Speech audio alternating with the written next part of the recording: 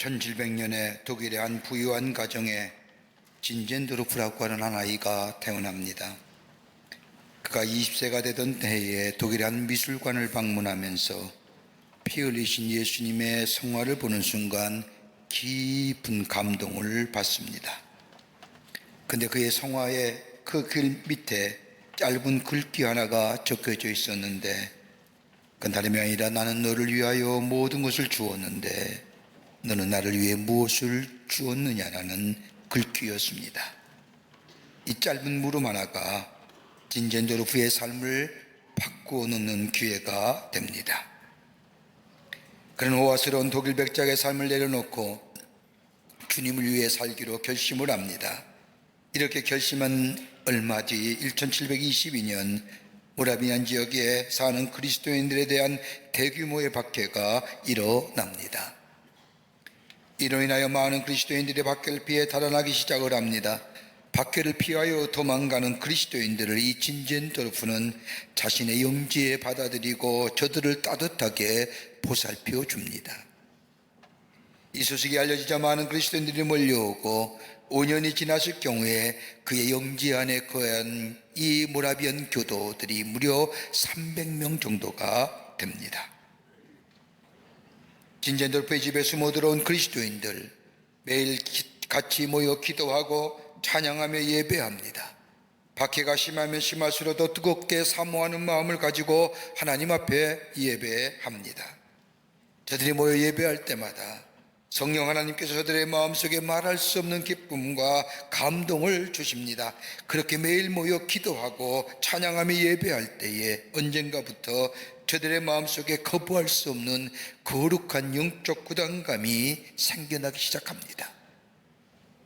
기도하면 할수록, 찬양하면 할수록, 예배하면 할수록 저들의 마음속에 더 강력한 영적인 거룩한 부담감을 주시는데, 그것은 다름이 아니라 땅끝까지 이르러 증인이 되라고 하는 하나님 나라의 선교에 대한 거룩한 부담감이었습니다. 이 거룩한 영적 부담감 앞에 저들은 24명의 헌신된 형제와 또 24명의 자매를 선택하여 24시간 동안 하나님 앞에 자신들의 길을 보여달라고 중보기도 하기로 결심하고 기도 운동을 하는데, 여러분, 이 기도의 운동이 무려 100년 동안 지속됩니다. 그리고 이들은 하나님의 거룩한 영적인 부담감에 순종하기 위하여 복음을 전하는 길에 떠납니다. 이렇게 떠난 사람들, 교회사를 보면 멀리는 어디까지 가느냐? 저 북극까지 갑니다. 교회 역사학자들에 의하면 이렇게 모라비안 성도들이 20년 동안 하나님 나라의 복음을 선교했던 것은 지난 영국이 200년 동안 선교하는 것보다 더 많은 역사를 이루었다고 이야기합니다. 우리 감리교회 시조가 되는 웨슬레 목사님도 저 미국 조지아에서 인디안 선교를 하고 열매 없음을 안타깝게 생각하고 대서양을 거쳐서 영국으로 돌아온 길에 큰 풍랑을 만납니다. 다들 두려워서 어찌할 줄 모를 그때에 모라비안 기도들이 저 한쪽에 앉아서 찬송하며 예배하는 모습을 보고 큰 영적인 도전을 받습니다. 나도 예수 믿는 사람인데 나는 왜 이 풍랑 앞에 이렇게 두려워하며 염려하는데 왜 똑같은 예수 믿으면서 저들은 저렇게 모여서 하나님 앞에 예배하며 기도할 것인가? 그리고 심한 도전을 받고 영국으로 돌아온다고 하는 고백이 웨슬리 목사님의 일기 가운데 있습니다. 여러분, 성경 말씀을 보면 이스라엘 백성들에게 위기라는 것이 생기게 되면 도대체 위기가 어느 때인가 라고 생각할 때가 있습니다.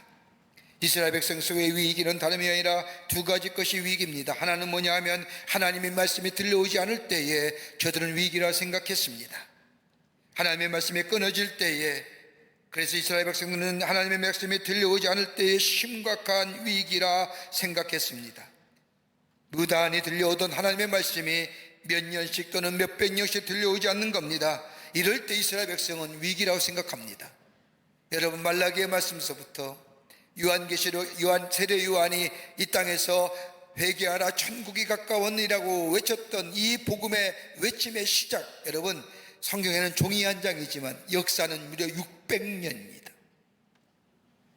600년 동안 이스라엘 백성 속에 하나님의 말씀이 들려오지 아니하고 선지자와 예언자들이 없었습니다. 저들은 위기라 생각했고 암흑이라고 생각했습니다. 또 하나 이스라엘 백성의 위기가 있다고 한다면 다름이 아니라 하나님의 말씀이 들려오긴 오는데 순종치 않는 겁니다. 하나님이 선지자와 예언자를 통하여 말씀하시는데 이스라엘 백성이 듣지가 않습니다. 대표적인 말씀이 에스겔서 2장 4절과 5절의 말씀을 보면 하나님께서 에스겔 선지자를 이스라엘 백성에게 보내시며 하시는 말씀이 있습니다. 내가 너를 그들에게 보내노니 너는 그들에게 이르기를 주 여호와의 말씀이 이러하시다 하라. 그들은 패역한 족속이라. 그들이 듣든지 아니 듣든지 너희들 가운데 아니 저들 가운데 선지자가 있음을 알지니다라고. 들려온 하나님의 말씀에 거부합니다. 말씀은 듣기는 했으나 순종하기 싫어서 거절합니다. 이럴 때에 이스라엘 백성은 위기라 생각합니다. 우리의 신앙생활도 마찬가지 않습니까? 하나님의 말씀이 들려오지 않을 때에 영적 위기입니다. 들려오는데 말씀에 대하여 순종치 않을 때에 이것 또한 우리의 신앙의 위기입니다. 오늘 본문의 말씀을 보면 그리스도께 전적으로 헌신하여 복음과 교회를 위하여 마음과 정성을 다한 사도 바울의 모습이 오늘 말씀 속에서 나타나 있습니다.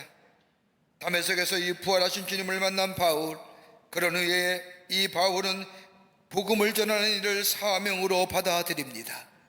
그리고 이방인으로서의 구원받은 감격, 그리고 부르신 사명을 감당하기 위해 그는 소아시아에서 하나님의 말씀 예수 그리스도가 구원의 주임을 증거합니다. 협력자도 생겼고 열매도 거둡니다. 그러면서 바울은 생각하기를 좀 더 효율적으로 주의 복음을 전하기 위해서 새로운 계획을 세웁니다. 이 계획에 함께 하겠다는 사람도 있었고 또 물질적으로 돕겠다는 교회도 있었고 사람도 나타났습니다. 이렇게 계획을 세우는 바울은 저 부르기아와 갈라디아를 거쳐서 무시아 앞으로 나아가 비디아를 거쳐 소아시아 땅에 복음 전하기로 결심을 합니다. 그런데 오늘 본문 말씀을 보면 성령님이 막습니다. 예수의 영이 허락하지 않는지라. 그리고는 환상 가운데 마게도나 사람이 나타나 건너와 우리를 도우라고 손짓합니다.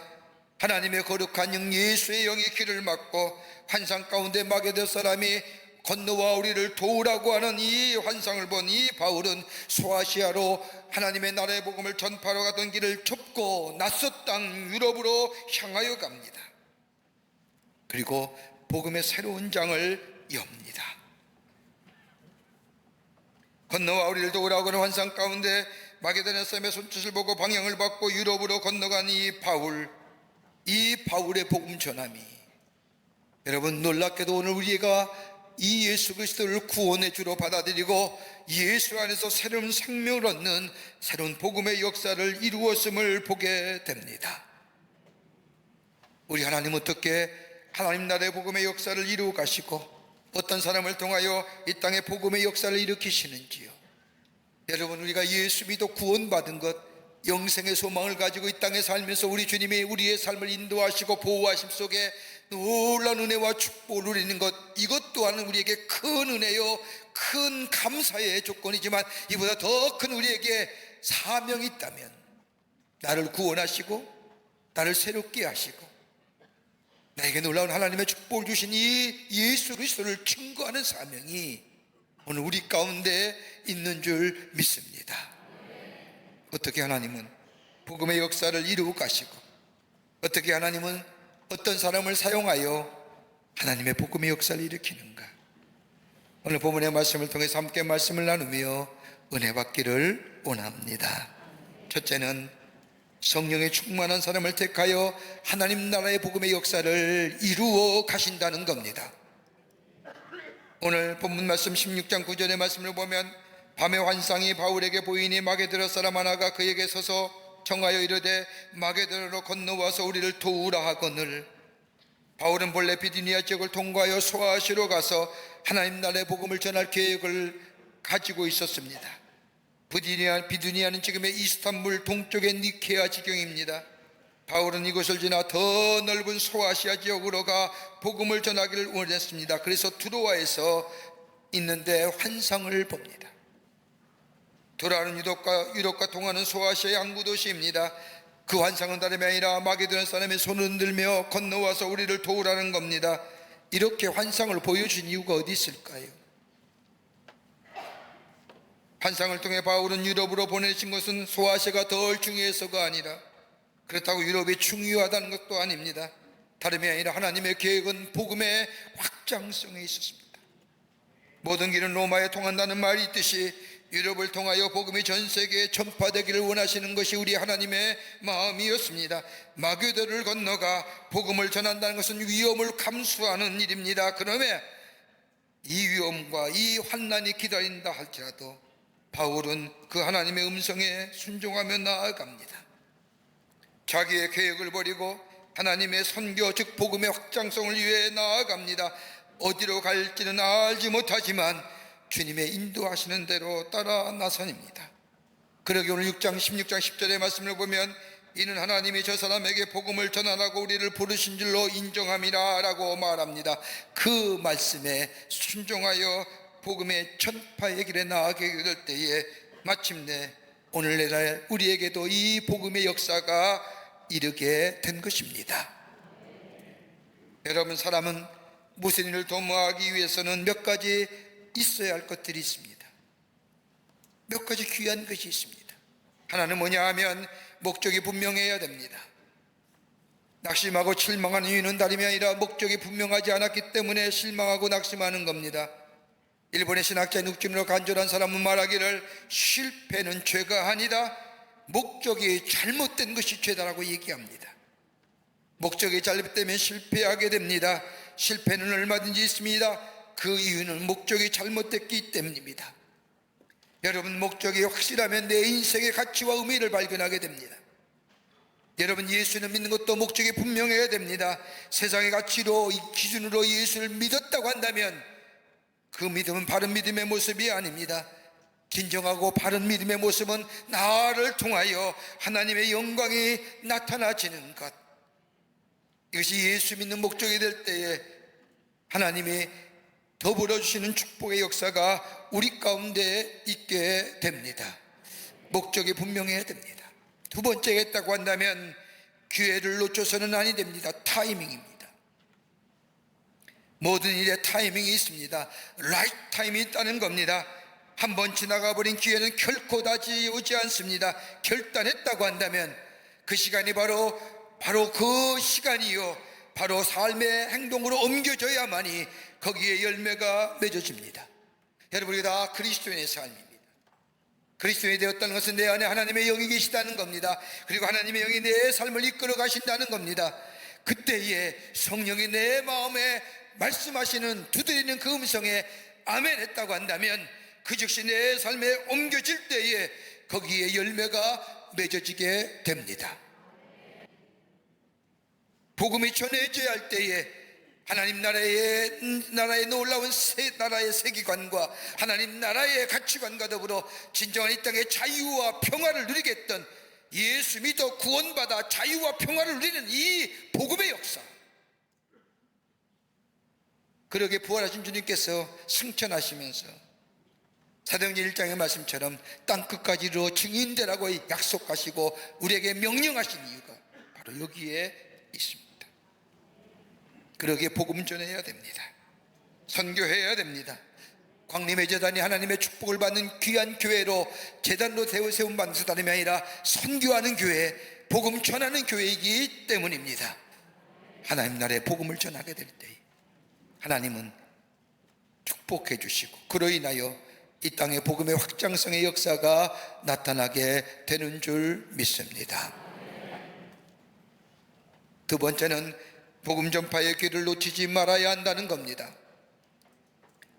오늘 본문 말씀 사도행전 16장 10절의 말씀을 보면 우리가 곧 마게도냐는 어떤 악을 힘쓰이니라고 말하는 것은 다심이 아니라 환상을 본 바울의 고백입니다. 하나님의 계시적 사건의 환상을 보고 즉시 순종했다는 겁니다. 순종했다는 것은 타이밍, 기회를 놓치지 않았다는 겁니다. 오늘 본문의 말씀 가운데 눈에 띄는 단어가 있다고 한다면 환상이란 단어입니다. 비전이라고. 환상이란 단어는 헬라어로 호라마라고 부르는데 신약 성경에 12번 나오는 가운데 사도행전에 11번 나옵니다. 영어 성경은 비전이라고 부르는데 환상을 말할 때 대표적인 사건과 인물을 말하려고 한다면 베드로와 그의 설교를 말할 수 있습니다. 사도행전 2장 17절 이하 말씀을 보면 사도 베드로가 설교하는 가운데 환상이란 말을 씁니다. 하나님이 말씀하기를 말세에 내가 내 영을 모든 육체에 부어주리니 너희 자녀들은 예언할 것이요 너희 젊은이들은 환상을 보고 너희 늙은이들은 꿈을 꾸리라. 여러분, 환상이란 것은 두 가지 의미가 담겨져 있습니다. 하나는 다름이 아니라 인간 정신 주도의 환상입니다. 과거의 잠재의식과 미래의 강한 욕망이 집중되면서 생기는 정신적 현상을 가리켜서 환상이라고 얘기합니다. 여러분, 좋은 말로 풀이한 거예요. 쉽게 말하면 헛것 보는 겁니다. 과거에 많은 피해를 입은 사람이 그 피해의 의식이 계속적으로 작용함으로 인하여 충격 속에 무엇인가 쫓기는 것, 환상에 사로잡히게 되는 것. 자기의 욕망이 강한 사람이 그 욕망으로 말미암아 자기의 소원이 이루어지는 환상이나 정상에 우뚝 올라서는 환상에 사로잡히게 되는 것.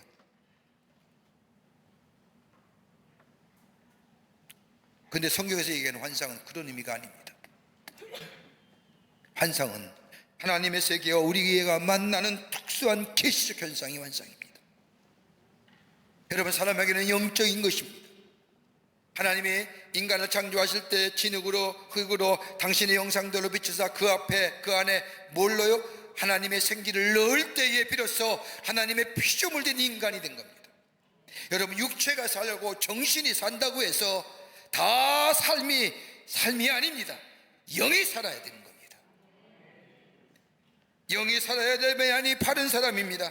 영이 살아있고 그 속에 하나님의 거룩한 영이 임재하여 그의 삶을 이끌어가고 하나님과 인격적인 관계가 있게 될 때에 그 사람을 가리켜 영성의 사람이라고 얘기하는 겁니다. 여러분, 이 영성이 극대화될 때에 물질의 세계를 이기는 거예요. 육체의 세계를 이기죠. 내가 아무리 몸부림친다고 해서 내 육체의 정욕과 내 육신의 모습을 여러분 쉽게 이기지 못합니다.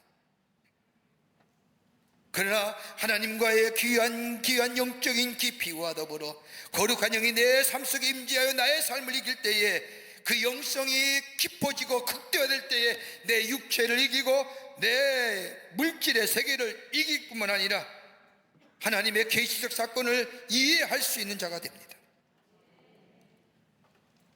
여러분, 환상이라는 것이 일반적인 것이 아닙니다. 인간의 꿈을 가리켜 드림이라고 얘기하지만 비전은 하나님이 우리에게 하시고자 한 뜻과 하나님의 말씀이 주도하는 계시적인 사건으로 우리에게 나타나는 것이 환상입니다. 특별한 때에, 특별한 장소에, 특별한 방법으로. 그러게 오늘 마게돈 사람이 마게돈을 건너와서 우리를 도우라고 하는 이 손짓의 환상은 바로로 하여금 하나님의 뜻이고 하나님이 말씀하시고 하나님이 우리에게 계시적인 것으로 말씀하시는 것이라고 깨닫는 바울은 그 즉시 자기가 준비했던 것을 다 내려놓고 하나님의 부르심에 순종하여 마게도나로 건너갑니다. 그리고 복음을 전하죠. 여러분, 다른 사람을 돕거나 다른 사람의 어려움을 도와주는 것에는 몇 가지의 그 안에 담겨진 철학이 있어요. 이거 없으면 돕기 쉽지 않아요. 그 하나가 뭐냐면 다름이 아니라 내가 가지고 있는 것, 내 것이 아님을 아는 사람, 다른 사람을 도울 수 있어요. 이거 내 거야 라고 하는 사람은 절대 못 내려놓습니다. 그러니까 소유의 개념이에요. 은혜 중심의 사고관을 가지고 사고관과 세계관을 가지면 내가 가지고 있는 건 내 거 아니라는 것을 압니다. 건강과 물질과 지혜와 지식 내 것이 아니라 주신 분이 따로 있고 주인이 따로 있다고 압니다. 이런 사람이 다른 사람에게 도울 수 있는 겁니다. 여러분, 불의한 청지기 나오는 누가복음 16장의 말씀을 보세요. 이 불의한 청지기는 주인이 맡겨진 것 같고 마음대로 썼습니다. 그런데 주인이 그 사실을 알고 너 어느 날에 그만두라고 얘기하자. 이 불의한 청지기는 생각합니다. 이거 내 거 아니었구나.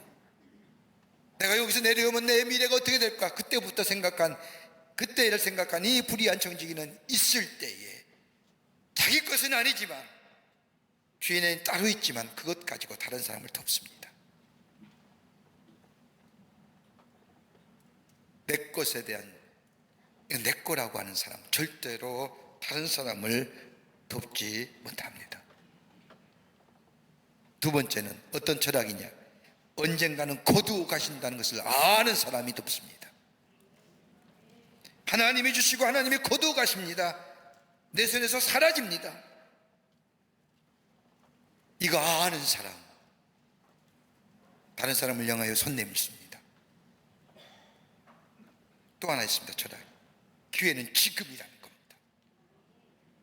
기회는 늘 있는 것이 아님을 아는 사람입니다. 쓸 수 있는 기회, 내 마음대로 할 수 있는 기회 지금뿐이라고 생각하는 사람, 지금 안 하면 못한다는 것, 지금 안 하면 후회만 남고 회한만 남습니다. 내가 그때 좀 더 베풀 걸 하고 얘기합니다. 지금이 기회입니다. 하나님이 내게 말씀하시는 것, 내 심령을 두드리게 하셔 나에게 말씀하신 그 말씀에 아멘할 때에 즉시 삶으로 옮겨져야만이 거기에 열매가 맺어지는 겁니다.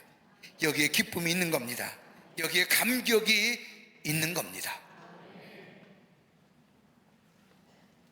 제가 알고 있는 한 분, 집사님인데 중소기업을 운영하시던 집사님입니다.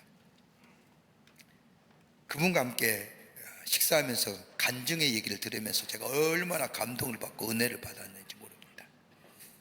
한참 잘 나갈 때에 정신없이 일했답니다. 사업이 얼마나 번창했는지 그 집사님 말로, 표현이 좀 그렇습니다. 돈을 이렇게 긁었답니다.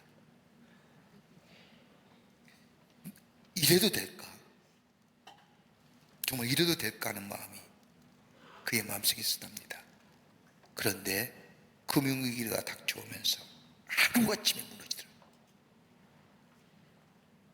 송두리째 다 날려보냈습니다. 다 팔았습니다. 다 무너졌습니다. 그때 이 집사님 마음속에 문득 그런 생각이 들더라는 겁니다. 내게 남은 것이 무엇일까? 내게 남아있는 것이 어떤 것일까? 생각해 보니 하나님 앞에 드린 헌금밖에 남는 것이 없더라는 겁니다.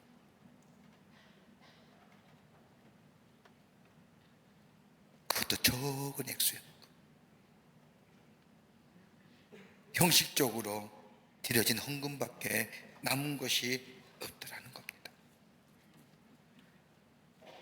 그러면서 하나님 앞에 철저하게 회개했다. 그때 내가 좀 잘할 걸. 남은 게 그거밖에, 내 인생이 그건 거예요.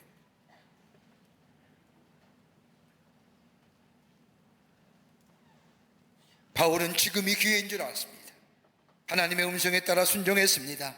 그리고 소아시로 넘어갈 것을 포기했습니다. 마게도나로 넘어가 예수 그리스도의 생명의 복음을 전하게 될 때에 하나님이 함께 하시고 복음이 널리 증거되고 주를 믿는 자가 많아지는 놀라운 역사, 열매가 맺어진 인생으로 살아가게 복음의 역사를 이루었던 것을 보게 됩니다. 끝으로 영적으로 민감할 때에 성령의 인도함을 받습니다. 바울은 영적으로 민감한 사람이었습니다. 영적으로 깨어있지 않는 사람은 오늘 사도행전 16장 7절의 말씀을 이해 못합니다. 예수의 영이 허락하시 아니하시는지라. 이게 도대체 무슨 말이야? 예수의 영이, 하나님의 거룩한 영이, 성령 하나님께서 막으셨다는 겁니다. 바울은 이 막으심조차까지 순종합니다. 아닙니다, 난 가야 합니다. 많은 사람이 돕기로 했습니다. 교회가 돕기로 했습니다. 라고 나는 이 길 가야 합니다. 라고 자기의 주장을 내세운 게 아니라 성령이 하나님께서 막으실 때에 이 바울은 미련 없이 내려놓습니다. 여러분, 그리스도의 삶의 우선순위가 뭘까요? 하나님의 뜻 아닙니까? 하나님의 말씀 속에서 우리에게 향하신 하나님의 뜻을 발견한다고 한다면 우리는 그 말씀에 순종해야 하는 것이 우리의 삶, 그리스도인의 삶의 목적일 겁니다. 내게 주신 은사와 목적에 합당하게 쓰임받기 위해서 하나님이 우리에게 주신 것들, 여기에 온전하게 쓰임 받을 때에 거기에 기쁨이 있고 감격이 있습니다. 내 속에 은혜가 있습니다. 이게 바로 우리 주님이 원하신 일입니다. 한번 생각해 보십시오. 여러분 마음 지금 하시는 일 정말로 기쁨이 있습니까? 감사와 감격이 있습니까? 그 주님 원하신 일입니다. 그러기에 16장 7절 말씀에 예수의 영이 허락하지 아니하신지라고 하는 이 말씀에는 바울이 억지로 마지못해서 예수의 영이 막으기에 내려놓는 것이 아니라 기쁜 마음으로 감사한 마음으로 하나님 앞에 내려놓았다는 겁니다. 여러분, 선교는요 하나님의 말씀을 전하는 겁니다. 그 하나님의 말씀의 핵심적 주제는 예수 그리스도입니다. 누구나 예수를 믿어야 하며 구원을 얻어야 하며 이 복음을 들어야 하며 그래서 구원을 받아야 한다는 것이 바로 이 선교의 기본적인 원리입니다. 그러기에 로마서 10장 14절과 15절의 말씀을 보면 그런즉 그들이 믿지 아니한 이를 어찌 부르리요 듣지 못한 이를 어찌 믿으리요 전파하는 자가 없이 어찌 들으리요 보내심을 받지 아니하였으면 어찌 전파하리요. 기록된 바 아름답다 좋은 소식을 전파하는 자들의 발이여 함과 같으니라. 복음은 이렇게 반드시 전파되어야 되며 이 복음의 내용은 예수 그리스도가 되어야 한다는 겁니다. 그러기에 이 복음을 전하는 선교의 유일한 매개체는 교회입니다. 그러므로 교회가 세워져야 됩니다. 교회를 통하여 예수 그리스도의 생명이 전파되고 그 생명을 받아들인 자마다 생명의 역사를 경험하며 구원의 역사가 일어나야 합니다. 그러게 선교의 궁극적인 범위는 온 세상이요 선교의 대상은 누구든지입니다. 며칠 전에 아프리카 말라위에서 선교사로 일하고 있던 감리교 선교사 두 분 부부께서 제 방을 찾아오셔서 같이 함께 이야기한 적이 있습니다. 여러분, 말라위란 나라는 아프리카에서 세 번째로 못 사는 나라입니다. 아무것도 자원도 없답니다. 57개국 나라 가운데 3위에 들어갈 정도로 어렵게 사는 나라. 이곳에 우리 선교사님이 1997년에 복음을 들고 복음을 전하기 위해서 들어갑니다. 말라위의 수위대인 릴롱웨에서 무려 5시간의 차를 타고 저 남쪽으로 내려간 이곳, 한국 사람, 아니 아시아 사람, 동양 사람은 찾아볼 수 없는 온갖 흑인들만 사는 1997년에 거기에 내려가 복음을 전합니다. 내려갈 때에 2살 박이와 4살 박이 아이들 가방 2개 들고 다 재산 팔아 3,000불 가지고 복음을 전하러 말라위로 내려갑니다. 그러면서 27년 동안 그 땅에서 하나님 나라의 복음을 떠나지 않고 전합니다. 그 옆에 있던 사모님이 이야기를 듣더니 선교사님 남편 되시는 선교사님을 향하여 이 양반 나를 속였습니다. 왜요? 그랬더니 나보고 아프리카의 알프스에 가자는 겁니다. 정말 알프스에 가는 줄 알고 따라 나섰다가 알프스는 무슨 알프스입니까? 속았지요.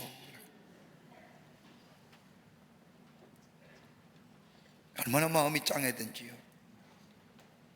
아무도 없는 그곳에 무엇 때문에 무엇하려고 알지도 못하는 그 땅에 어린아이 둘 데리고 결혼한 지 3년 만에 안 된 사모님을 모시고 그 땅에 내려가 무려 27년 동안이나 복음을 전하면서 교육사업과 더불어 말라위 사람들의 삶의 질을 높이기 위해서 열심히 하다가 몇 년 전에는 간에 이상이 있어서 수술을 받으셨답니다. 지금 선교사님이 하시는 일이 무려 학교 사업, 학교 일을 하는데 그 학교에 다니는 학생의 수가 무려 1,500명입니다. 수업료 한 푼도 낼 수 없는 상황에 그 아프리카의 어린아이들을 받아 가르칩니다. 그리고 삶의 질을 높이기 위해서 애쓰는 가운데 이 선교사님이 한 가정에 염소 한 쌍씩을 분양합니다. 암수 한 마리씩. 그리고 1년 동안 모니터링 하는 겁니다. 왜요? 잡아먹으면 안 될까? 팔아먹지도 못하게. 그래서 1년이 지나면 새끼를 낳잖아요. 그렇게 해서 7년이 지나면 많은 염소가 생기므로 팔아서 그 가정의 경제 활동과 더불어 삶의 질을 높이는 일이었습니다. 염소는 한 마리밖에 새끼 안 나잖아요. 이 뭐 선교사님은 새끼 날 때면 기도한답니다. 하나님 2마리만, 어떤 때는 하나님 3마리만. 근데 기적적으로 3마리 날 때는 기도한답니다. 성부 하나님, 성자 하나님, 성령 하나님 감사합니다. 그렇게 이야기합니다. 그리고 예수를 전합니다. 한 번도 들어보지 본 적이 없는 예수의 이름. 그렇게 27년을 복음을 전하면서 그날 찾아오신 겁니다. 오셔서 같이 이야기하는 가운데 어렵게 이 선교사님 입을 엽니다. 감독님, 지금 학교 교사를 짓는데 돈이 부족합니다. 광림교회가 잠비아 선교센터를 짓고 아프리카 선교하는 거 잘 알고 있지만 제가 딱히 도움을 줄 수 있는 사람이 없어서 기도한 중에 감독님 찾아왔습니다. 여태껏 어떤 한 단체가 일정에게 선교 기금을 보내줬는데 어려우신가 봐요. 말씀도 없이 끊어버리셨습니다. 학교 교사는 짓고 있는데 마무리할 돈이 필요합니다. 한 번만 도와주십시오. 어떻게 도울 수 있을까? 우리 할 일이 많은데. 그 가운데 제 마음속에 도와야지, 돕고 싶은 마음인데 우리 할 일이 너무 많은데, 근데 문득 제 마음속에 이번 주일이 선교주일이구나. 이 사람들이 어떻게 알았을까? 우리 성도님들이 정석껏 선교주일 헌금 드리고 했는데 좀 도와드려야겠다. 제 세상에 많은 선교기관과 단체들을 도와달라고 선교표지가 오죠. 복음을 전하는 저들, 수고하는 저들, 우리를 향하여 건너와 우리를 도우라고 손짓하는 저들을 우리가 영적으로 깨어있어서 들을 수 있어야 되고, 들었다면 우리 마음속에 감동이 오면 즉시 행동으로 도와야 되는, 그럴 때 하나님 나라의 복음이 널리 증거되는 역사가, 그리고 그로 인하여 우리에게 주신 축복이 넘치는 역사가 우리 가운데 있게 될 줄 믿습니다. 여러분, 세계 가운데 미전도 종족이라고 해서 다른 사람이 복음을 전해주지 않으면 복음 들을 수 없는 사람이 이 땅에 몇 명인 줄 아세요? 32억입니다. 42%입니다. 다른 사람의 복음을 전해주지 아니하면 예수를 듣지 못하는 사람. 중국 땅에 한국 선교사가 다 쫓겨났습니다. 곳곳에 복음 전한다는 이유 때문에 많은 선교사들이 애를 쓰고 핍박을 당합니다. 우리가 나만 잘 살고 나만 축복받고 나만 은혜 받는 것이 아니야. 나를 하여금 예수 그리스도의 증인된 삶을 살아가기로 원하시는 우리 주님, 사명자의 삶을 살아가기로 원하시는 우리 주님. 여러분, 그래서 우리가 선교주의를 지키며 선교를 생각하며 이 지구촌에 복음을 전하는 자들 위해 충보하며, 내가 나가서 복음을 전하지 못한다 할지라도 내가 선교적 사명이 내게 있음을 깨닫고 저들 위해 기도하며 충보하며 함께 동참하는 우리의 믿음의 결단이 있어지게 될 때에 이 땅에 복음은 전해지고 예수 믿는 사람이 많아지고, 그로 인하여 우리 안에 하나님의 축복이, 더 풍성한 축복이 우리 가운데 임하게 될 줄 믿습니다. 이 믿음의 결단이 여러분과 저 가운데 있어지기를 주의 이름으로 축원합니다. 하나님 감사합니다. 저희들 사랑해 주셔서 하나님의 백성 삼으심에 감사합니다. 구원받게 하시고 영성 가운데 살게 하시고 우리 안에 풍성한 열매를 허락해 주신 그 하나님 감사합니다. 이제는 거기에만 만족하는 것이 아니라 우리를 부르신 그 부르심의 사명, 증인된 사명, 땅끝까지로 복음 전하라고 하는 이 사명 감당하는 저희들 되게 하여 주시고, 우리가 나아가서 전하지 못한다 할지라도 우리가 충보하며 기도하며 후원하여 우리 또한 하나님 나라의 귀한 사명자의 삶을 살아갈 수 있도록 주께서 역사하여 주시옵소서. 감사하오며 예수님의 이름으로 기도하옵나이다. 아멘.